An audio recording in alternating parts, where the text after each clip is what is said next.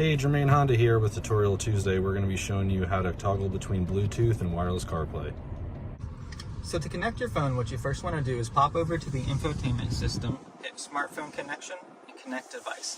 From there, you'll be prompted to find whatever vehicle you're in this case Honda Pilot, on your phone's menu. You can tap that and it'll think for a minute and then pop up a pairing code on both. Just make sure that's the same, hit pair, and then you can allow or don't allow it to access your contacts. In this case, I'll just hit allow, and that will connect it to Bluetooth.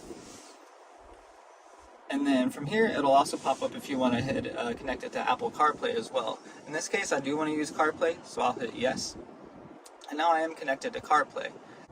And if you do want to go back to Bluetooth, you can actually just click Bluetooth audio, connect device, and it'll bring up the device you already connected. You can just tap that, and instead of checking CarPlay, just hit audio and phone or whatever Bluetooth connection you'd like, hit apply, and you're back on Bluetooth.